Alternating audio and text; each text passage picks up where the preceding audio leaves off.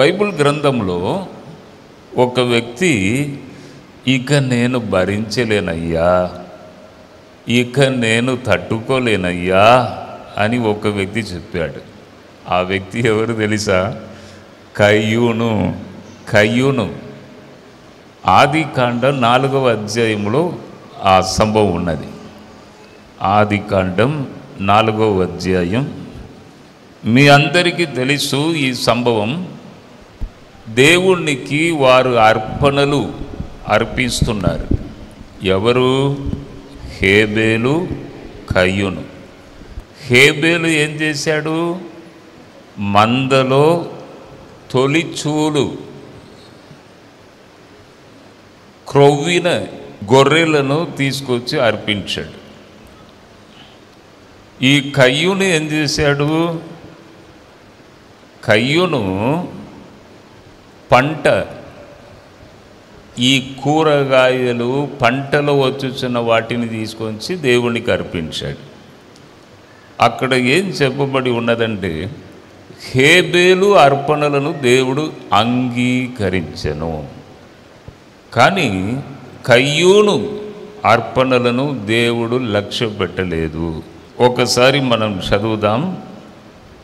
ఆదికాండం 4వ అధ్యాయం 8వ వచనం. కయీను తన తమ్ముడైన హేబేలుతో మాట్లాడెను. వారు పొలములో ఉన్నప్పుడు కయీను తన తమ్ముడైన హేబేలు మీద పడి అతనిని చంపెను. చూడండి, అతనికి చాలా కోపం వచ్చిందంట. దేవుడు నా అర్పణలను తీసుకోలేదు కదా, నా తమ్ముడు అర్పణలను తీసుకున్నాడు కదా అని బాగా కోపం వచ్చి పొలంలో ఉన్నప్పుడు తన తమ్ముణ్ణి హత్య చేశాను, చంపాను. చదవండి. యెహోవా నీ తమ్ముడైన హేబేలు ఎక్కడనున్నాడని కయీనుని అడుగగా, దేవుడు అడుగుచున్నాడు, నీ తమ్ముడు ఎక్కడయ్యా, ఏం చేశావు, అసలు కనబడట్లేదు నీ తమ్ముడు, ఏం చేశావు అని దేవుడు అడుగుచున్నాడు. అతడు నేను ఎరుగను. అతడు అంటున్నాడు, నేను ఎరుగను, నేను కావలి వాడనా, అతనికి తమ్మునికి నేను కావలి వాడినా నేను. అప్పుడు ఆయన, నీవు చేసిన పని ఏమిటి? దేవుడు ఏమంటున్నాడు చూడండి. ఎప్పుడునూ ఒక విషయమును మీరు గమనించండి, ఎవరికి తెలియదు నేను చేసే పని అని ఎప్పుడునూ అనుకోకండి. 4 గోడల మధ్య జరిగినా ఎవరికి తెలియదు అని నీవు నీ హృదయములో అనుకున్నా, ఒక వ్యక్తి నిన్ను చూస్తున్నాడు, మంచిగా అడుగుచున్నాడు దేవుడు, ఎక్కడయ్యా నీ తమ్ముడు, ఎక్కడ, ఏం చేశావు నీ తమ్ముడిని, నాకు తెలియదు అంటున్నాడు. వెంటనే దేవుడు క్లియర్గా చెప్తున్నాడు, ఆయన రక్తంలో ఉన్న స్వరం క్రింద నుంచి నా వైపు అది మొరబెట్టుచున్నదయ్యా, నీ తమ్ముడిని ఏం చేశావయ్యా. ఎప్పుడు కూడా దేవునికి తెలియదు, ఎవరికి తెలియదని అనుకోవద్దు. అటువంటి మనస్తత్వం ఉన్న ఒక వ్యక్తి తన ఆత్మను కాపాడగలడు. దేవుడు చూస్తున్నాడండి. నేను ఏది చేసినా దేవుడు చూస్తాడండి. కాబట్టి నేను ఏమీ దాచలేనండి. అటువంటి మనస్సు మీకు ఉండే మీ ఆత్మను మీరు కాపాడుకుంటారు. ఎందుకంటే లాస్ట్ డేస్లో ఉన్నాం. ప్రభు త్వరగా రాబోచున్నాడు. ఎక్కడ చూసినా సమాధానం లేదు, సంతోషం లేదు. దేశాలకు యుద్ధము, ప్రాబ్లం. ఒక దేశానికి ఒక దేశం పడట్లేదు. మన దేశానికి చైనాకు పడట్లేదు, బార్డర్ ప్రాబ్లం. మన భూమిలోనికి వచ్చేసాడు, కొన్ని 100 కిలోమీటర్ల లోపల వచ్చేసాడు మన భూమిలో చైనా. అడుగుతే వెంటనే ఇంకా తుపాకీ చూపిస్తున్నాడు. నెమ్మది లేదు, సమాధానం లేదు. ఎప్పుడు ఏమవుతుందో తెలియదు. ప్రభు త్వరగా రాబోచున్నాడు. నీ ఆత్మను నీవు కాపాడుకోవాలి. నీ ఆత్మ, నీ మనస్సాక్ష్యమే తప్పుగా చెప్తే ఎలా? కాబట్టి దేవుడు ఎప్పుడు కూడా నన్ను చూచుచున్నాడని ఆ భయము ఎప్పుడునూ ఉండాలండి. ఇక్కడ చూడండి, దేవుడు మంచిగా అడుగుచున్నాడు, ఏం చేసావయ్యా, నీ తమ్ముడిని ఏం చేశావు? చంపి ఎవరికి తెలియదని మంచిగా కూర్చున్నావు. దావీదు తప్పు చేసి ఎవరికి తెలియదని మంచిగా కూర్చున్నాడు ఇంటిలో. తన ప్రవక్తను పంపాడు, నతాను వెళ్ళి దావీదుతో మాట్లాడుచున్నాడు. దావీదు, నువ్వు ఏం చేసావయ్యా? ఇంకా ఏమీ తెలియనట్లు మంచి వ్యక్తిలాగా కూర్చున్నావు, ఏం చేసావు నువ్వు? ఎప్పుడు కూడా దేవునికి మనం ఏదో దాచలేము. కాబట్టి చాలా కేర్ఫుల్గా మనం బ్రతకాలి. ఏదైనా దాచబడిన పాపం ఉండే ఈ దినము దేవునికి చెప్పాలి, దేవా నన్ను క్షమించుము, నా పాపములను కడిగివేయి, నీ రక్తం ద్వారా కడిగివేయి అని మనం అడగాలి. అంటే దేవుని ఎదుట ఏమీ మనం దాచలేము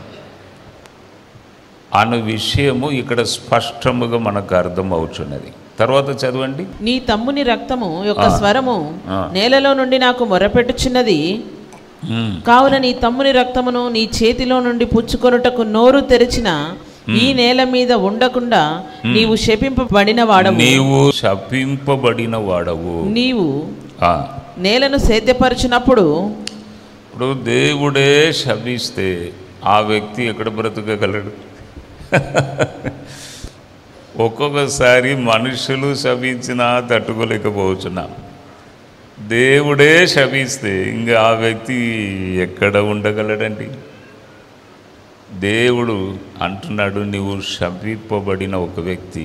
ఆ తర్వాత నీవు నేలను సేద్యపరిచినప్పుడు అది తన సారమును ఇక మీదట నీకు ఇయ్యదు. ఇంకా నీకు ఏం దొరకదు ఈ లోకంలో. దేవుడు అంటున్నాడు, నీవు భూమి మీద దిగులు పడుచు దేశ దిమ్మరివై ఉందువనెను. దేశ దిమ్మరివై ఉందువనెను. దేశ దిమ్మరివై అంటే అర్థం ఏమిటి? దేశ దిమ్మరివై అంటే ఎక్కడ నీకు నెమ్మది ఉండదు, ఎక్కడ సమాధానం ఉండదు. ఇంకా తిరుగుతూనే ఉంటావు, నెమ్మది ఉండదు.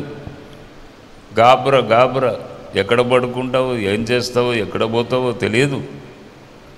అటువంటి ఒక వ్యక్తిగా నీవు ఉంటావు, శపింపబడిన వ్యక్తి. దేశ దిమ్మిరై నీ ఉందువు.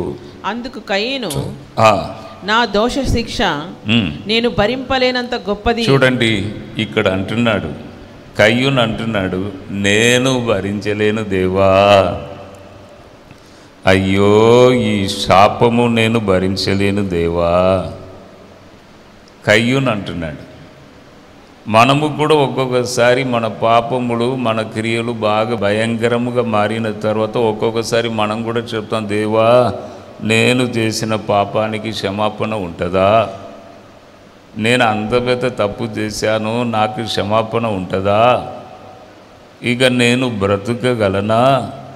నేను భరించలేనయ్యా, నా హృదయంలో సమాధానం లేదయ్యా, నేను భరించలేనయ్యా అని ఒక్కొక్కసారి మనం కూడా పాపాలు పెరిగినప్పుడు మన హృదయంలో అటువంటి తలంపు వస్తూ ఉంటుంది. 13వ వచనంలో నీట్గా చెప్తున్నాడు, నేను భరించలేనయ్యా, నేను తట్టుకోలేనయ్యా అని. ఆయన మీద కూడా దేవుడు కనికరపడుచున్నాడు. చూడండి, తమ్ముడిని చంపిన ఆ వ్యక్తి ఈ మాట చెప్పగానే ఆయన మీద కూడా దేవుడు కనికరపడుచున్నాడు.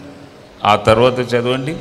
నేడు ఈ ప్రదేశము నుండి నన్ను వెళ్ళగొట్టితివి, నీ సన్నిధికి రాకుండా వెలివేయబడి దిగులు పడుచు భూమి మీద దేశ దిమ్మరినై యుందును. కావున నన్ను కనుగొడు వాడెవడో వాడు నన్ను చంపునని యెహోవాతో అనెను. అందుకు యెహోవా అతనితో, కాబట్టి ఎవడైనను కయీనును చంపిన ఎడల వానికి ప్రతిదండన 7 కలుగునెను. మరియు ఎవడైనను కయీనుని కనుగొని అతనిని చంపక ఉండునట్లు యెహోవా అతనికి ఒక గుర్తు వేసెను. ఆయన మీద ఒక గుర్తు వేసినంట, ఎవరు అతన్ని చంపవద్దు. వెంటనే కనికరం వచ్చేసింది దేవునికి. చూడండి, తమ్ముడిని చంపాడు, ఇతడు కూడా చంపబడాలి, ఇతన్ని హతం చేయాలి. ఆ కోపం రావట్లేదు దేవునికి. నేను భరించలేనయ్యా అని చెప్పగానే దేవుడు వెంటనే ఆయన మనసు మారుచున్నది. అంటే దీని వలన మనం ఏం అర్థం చేసుకుంటున్నాం? ఏ ఒక్క పాపి అయినా ఎవరైనా దేవుని యొద్దకు వచ్చి, దేవా నేను భరించలేనయ్యా అని ఒక మాట దేవుని సన్నిధిలో మాట్లాడితే దేవుని మనసు వెంటనే మారిపోతుందండి. అందుకే 2000 సంవత్సరాల క్రితం ఆయన ఈ భూమికి వచ్చాడు. తన ప్రాణమును మన కొరకు అర్పించాడు, సిలువకు వెళ్ళాడు. అతిక్రమ క్రియలను బట్టి ఆయన గాయపరచబడేను, మన దోషములను బట్టి నలుగగొట్టబడేను. సమాధాన శిక్ష అతని మీద వచ్చాను. మన కొరకు తన ప్రాణమును యేసు సిలువ మీద అర్పించాడు. ఎందుకు తెలుసా? కయ్యోన్ వంటి వారు నేను భరించలేనయ్యా అని ఎవరైనా సిలువ వైపు చూస్తే వారికి కనికరపడాలని దేవుడు 2000 సంవత్సరాల క్రితమే తన్ను సిలువ మీద సమర్పించాడు. కాబట్టి ఈ దినము మీరు నేను భరించలేనయ్యా అని ఒక మాట చెప్తే దేవుడు మీ మీద కనికరపడతాడండి. వెంటనే అక్కడ ఆయన మనసు మనకు తెలిసిపోవచ్చున్నది. దేవుని మనసు వెంటనే మారింది.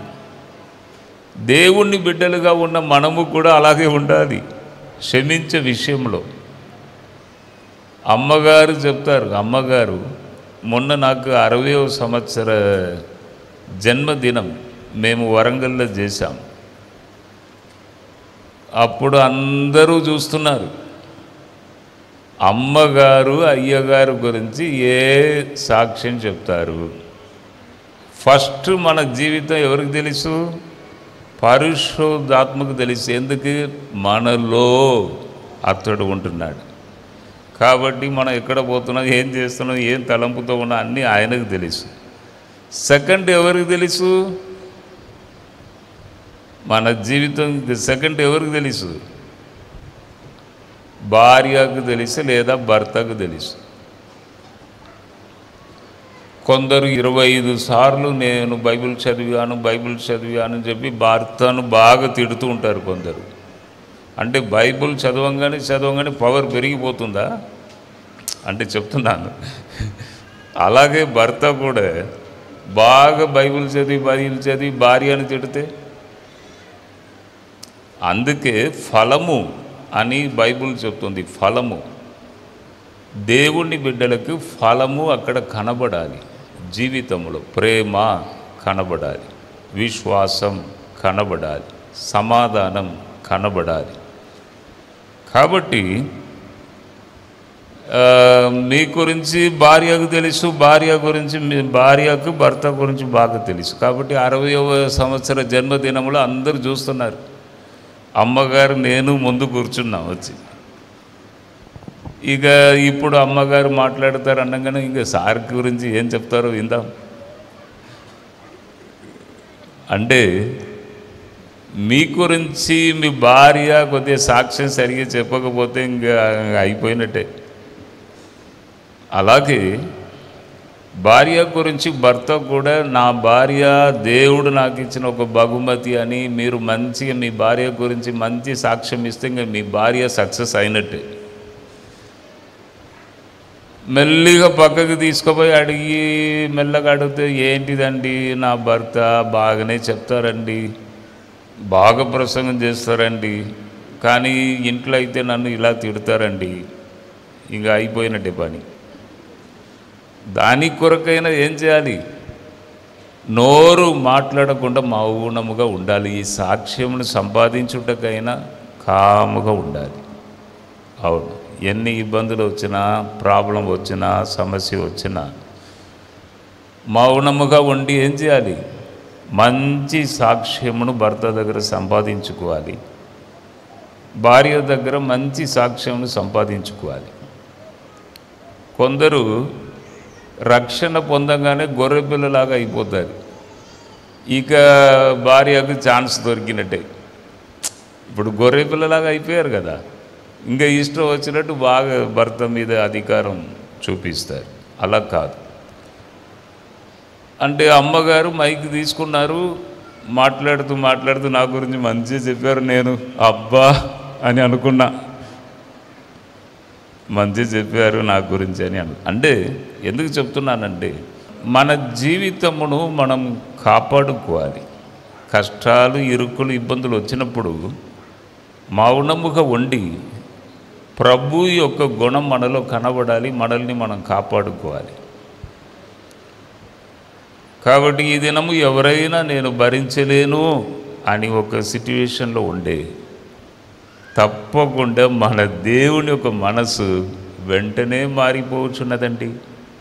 దేవా కనికరపడుము అని చెప్తే వెంటనే మారిపోతుందండి. దావీదు ఏడుస్తున్నాడు, అయ్యో తప్పు చేశాను అని, వెంటనే కనికరపడ్డాడు. నినివే పట్టణ ప్రజలు అయ్యో మేము తప్పు చేశామయ్యా, వెంటనే దేవుడు కనికరపడ్డాడు. మన దేవుడు కనికరపడే దేవుడు. తప్పకుండా మిమ్మను భరించలేను, తట్టుకోలేను అని బాధతో ఉన్న మిమ్మును దేవుడు సరిచేసి తన కృపను ఇచ్చి నెమ్మది ఇచ్చి మిమ్మును మళ్ళీ తిరిగి నిలవబెడతాడండి. మీ భారమంతా ఆయన మీద మోపండి, ఆయన మీద మోపండి. సిలువను చూసి దేవా నేను మోపుచున్నానని చెప్పండి. తప్పకుండా దేవుడు కార్యం చేస్తాడు. ఎంతమంది విశ్వాసంతో ఉన్నారు? హాయ్, ఈ వీడియో ద్వారా మీరు దీవించబడినట్లయితే మరి తప్పకుండా లైక్ చేయండి.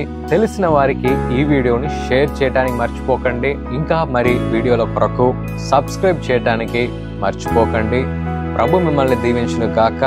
See you soon. God bless you.